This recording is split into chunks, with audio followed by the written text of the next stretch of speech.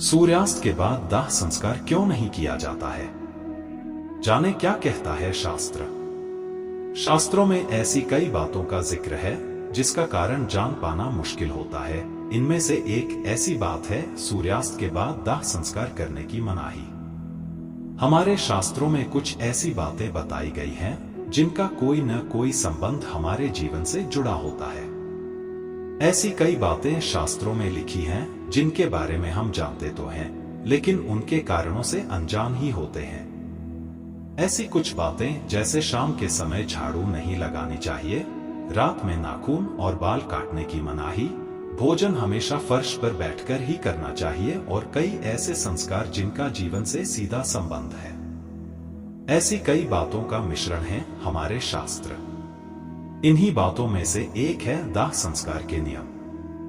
Video में आगे बढ़ने से पहले हमारे YouTube चैनल जीवन ज्ञान संगम को लाइक सब्सक्राइब करें और कमेंट में जय श्री राम लिख दे। आपका कल्याण ही कल्याण होगा। इन नियमों में से एक है सूर्यास्त के बाद दाह संस्कार न करना। हिंदू धर्म शास्त्रों में 16 संस्कारों का वर्णन किया गया है। इन सभी संस्कारों में से सबसे आखिरी होता है अंतिम संस्कार। यह व्यक्ति की मृत्यु के बाद किया जाता है।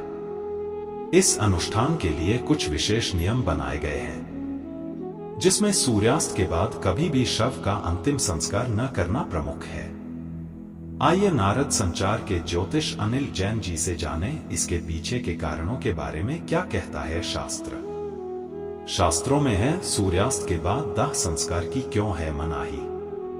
गरुड़ पुराण में भी इस बात का जिक्र है कि यदि किसी व्यक्ति का अंतिम संस्कार सूर्यास्त के बाद न करें, इन चीजों का दान किया जाता है तो उसे कभी भी मोक्ष नहीं मिलता है।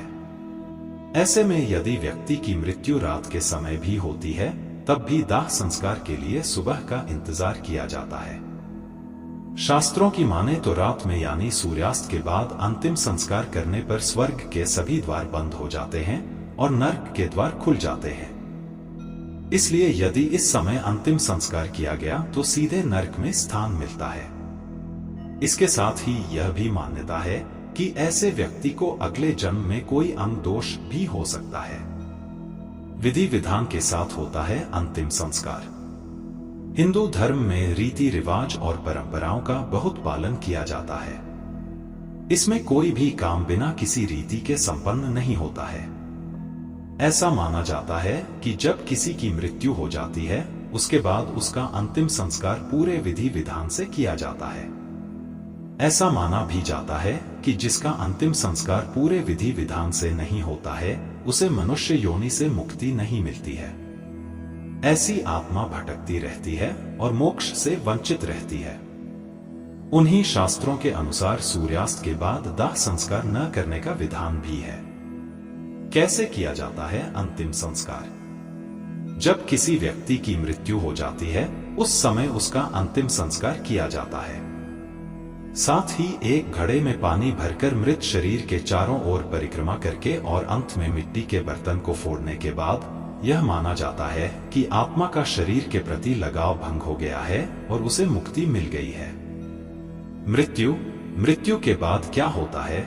शैया पर शव की परिक्रमा के दौरान व्यक्ति के जीवन की कहानी सुनाई जाती है। इसमें मनुष्य को घड़ा माना जाता है और घड़े में मौजूद जल को व्यक्ति का समय माना जाता है।